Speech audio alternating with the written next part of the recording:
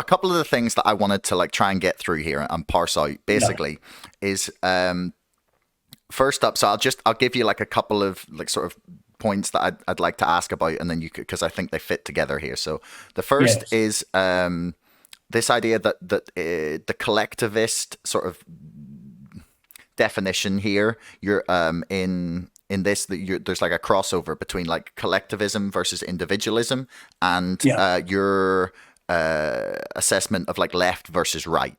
Yeah. Right. Okay. So the thing that is really baffling me about this, right, is that I was trying to think about this on the three-dimensional political compass. So I think I've got it here. Okay. Yeah, okay, here it is. So basically, you've got authoritarianism at Yeah. the top, sort of libertarianism at the bottom, right and left. So I was kind of imagining, for at least me, that your theory suggests that people will move sort of towards the top right of the political compass, as they are, yeah, as there's more parasite stress, so that they're becoming both more right wing in a sense and more sort of Authoritarian. authoritarian and collect. Yeah. And so Absolutely. it's like a I should have mentioned that authoritarianism, according to much political science data, is a basic component of conservatism.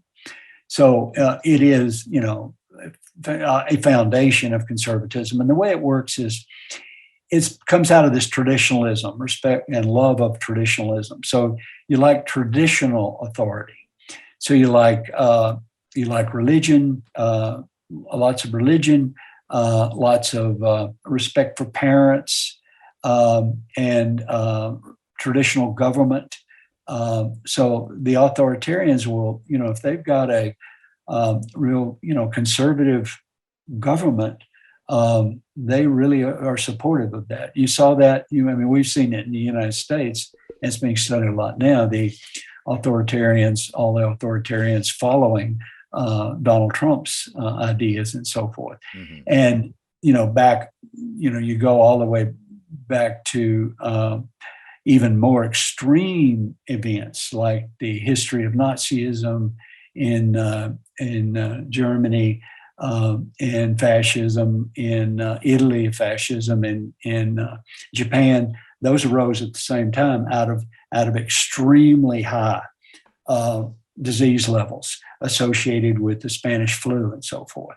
yeah. And that has recently been studied for Nazi Germany. It's a really cool area of research. So what the folk did was, Actually, can I stop you there, Dr. Thornhill? yeah, Because I want to get to that. But yeah, I want to start with this other thing first, because I think, yeah, sure, because that's a whole nother rabbit hole to go down.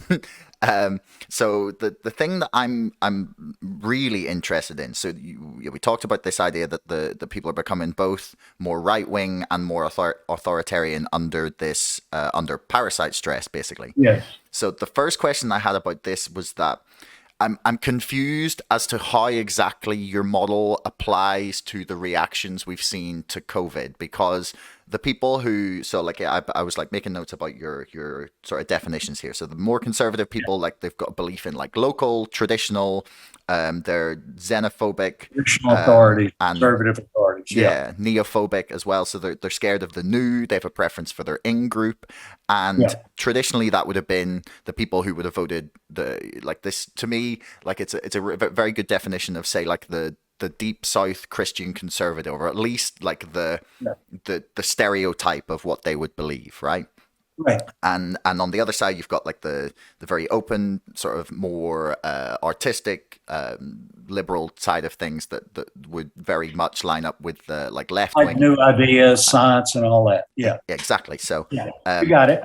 basically I'm baffled by the because those who would have traditionally been in those categories seem to have completely flipped as a result of COVID. Like it's really confusing me as to like what is causing this, because we've seen those who would have been traditionally on the right and now are very much anti any of the regulations. They don't seem to have Yeah, like so much fear of COVID, or they don't have so much parasite stress.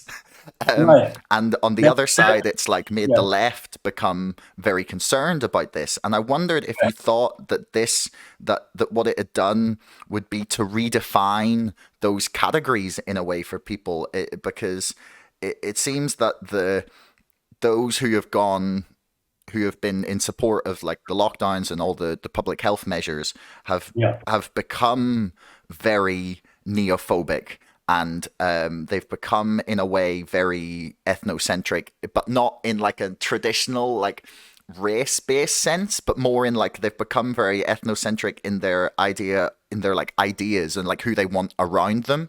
And I wondered if that if you thought there was like something going on there with COVID, or is this just like a another trend that we're seeing kind of overlapping? Because yeah, this is just fascinating to me, but baffling at the same time. let me uh, let me tell you how I think it works. So the authoritarianism, the power of authoritarianism, is something that is missed in what you're saying, because the authoritarian people will literally follow their leader, their conservative leader over the cliff. Mm, And as we saw with Nazi Germany, as we saw with fascist Italy and Japan, and as we saw in the US, for example, with the followers of Donald Trump. I mm-hmm, mean, he says there's no big deal with COVID, it's a hoax, hates science, all that kind of stuff. Don't believe those scientists, don't believe it. That's not your source of knowledge. Your source of knowledge is me. mm-hmm, and and so they ignore all that. They just follow him. So therefore he says, if you wear a mask, you're just trying to be PC. So that authoritarian you know reverence that authoritarian people have is what is so important in very conservative people, many very conservative people not being interested in vaccination, not being interested in social distancing, not being interested in masking, and those kinds of things. And we're getting that in, writ large in the United States still. And it's a tremendous health problem mm, that the authoritarianism of Trump and his followers have created for the other people. I mean, the people on the liberal end they're using a different source of knowledge. They're using real knowledge. So what the health experts say and so forth, that influences the way liberal-minded people deal with their everyday life. So social distancing makes a great deal of sense if you got any understanding of science at all. And wearing a mask makes a great deal of sense. Getting vaccinated makes a great deal of sense. And so that's fundamentally at the basis of your mention your thing you mentioned there. mm-hmm. Yeah. Do you right? So there's a couple of things I want to ask about that. So I think I broadly agree with what you've said there. It makes sense, but there's like a couple of things that are in my mind that I'm just Yeah. thinking about that seem to like contradict that. Perhaps they're sort of, yeah, you don't think they're, yeah, relevant, or but Yeah. like first was that this phenomenon where the right wing tend to be very anti-lockdown, and that is not just a US based phenomenon. It's not just Trump supporters, because like we have that in the UK. It's the sort of more libertarian right that are opposed to it, whereas it's the left in Britain that tend to be very in favor. And I think that sort of plays out, maybe not to as an extreme an extent as in America, but I think I've seen like that trend appearing in a lot of places. Yeah. And it's funny there that you mentioned when Trump was saying, "Oh, this is no problem. This is no deal. This is not a big deal." But when then recently he was at a rally and said, "Take the vaccine," he got booed. So I'm just not 100% sold that it's like Trump exactly, or following authoritarianism. I guess I'm sorry. Maybe I'm looking for something that isn't there, but I'm looking for an explanation that fits with everything for me. His authoritarian followers thought at that rally that he is sold out. Mm, Yeah. So they knew what was right, what he had always said, and what um, you know. And now he was going along with the with the others, Mm-hmm. the Yeah. out group, Mm. and so so libertarianism, though, if you look at political science literature, libertarianism is kind of middle road. It's it's not, so the values is a continuum from highly conservative to highly liberal, and libertarians more or less will fit right there in the middle, so middle of the so they're certainly more liberal than people on the highly conservative end, but they're not as liberal as the highly liberal people. Yeah, that's where they fit. Okay. Yeah, Yeah. empirically, that's what their measured values. That's where they fit. o- Yeah. Okay. So their attitude towards some of these things is associated with their conservative parts. Yeah, Mm. yeah. Okay. So I was curious as to what extent you think this concept of parasite stress is,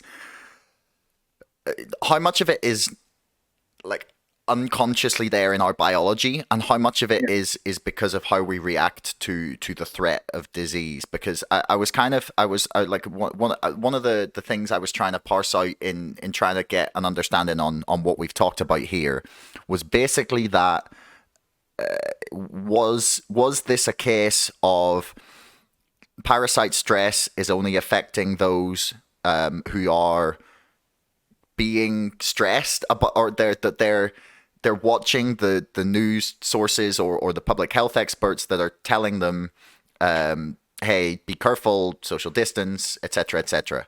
And I was wondering if the fact that conservatives were just not paying attention to that in a lot of ways, especially in America where there's such a divided news landscape, Yeah. is is parasite stress also influenced then by like your perception of the prevalence of infectious disease? Like if you didn't know there was infectious disease there, would Mhm. you still be would you still be affected by this idea, or this sort of Yeah. effect? Let me go back to one basic about how the psychological mechanisms involved here work, Mm, okay, and how yeah. they develop. So you got a kid growing up, and the kid is in an ecological setting. He lives in a place that has lots of infectious disease. So the kid will get some of those infectious diseases. And he will get these diseases. His immune system, classical immune system, will be activated, maybe activated a long time. That information is read by the psychology of interest here. So we have these psychological adaptations that are functionally specific to acquiring the values that are suitable for the local level of infectious disease. So if he's growing up under high infectious disease, his immune system history in that ecological setting of high infectious disease is part of the information. Other information is all the lore and so forth about infectious disease. So if you grow up in rural India, you got all this cultural information about infectious disease, what to eat, what not to eat, all that kind of stuff. If you grow up in New Hampshire, you don't have all that infectious disease information and so forth, different culture. So kids grow up under different levels of information about infectious disease, including the information that is part of their experiences with local infectious disease. So that's a big component of the proximate causation of values. So proximate causes are those that act during an individual's lifetime. And I mentioned that it's a scientific theory also about the ultimate causes of our values. But where that comes in is evolution by natural selection built psychological adaptations that specialized in the acquisition of values that are defensive against the local level of infectious disease. So we have these psychological adaptations. A familiar one is language acquisition. So we have psychological adaptations to acquire language, and we do that as kids. These psychological mechanisms sift all the noise out there, and eventually the kid talks. These specializations we're talking about for value acquisition are specializations for value acquisition, not specializations for language. And so evolution by natural selection has built humans to acquire the values that work against local adversity. If you have high infectious disease, you acquire conservative values. Low infectious disease experiences growing up, liberal values. Liberal values are fantastic for lots and lots of benefits. You have a bigger social group with liberal values. Your bigger mating pool. You're fine with people. You're fine with people who have different values from you, different colors, different ways of thinking. All that stuff for liberals. So there are tremendous benefits, but those benefits are not net benefits under high infectious disease.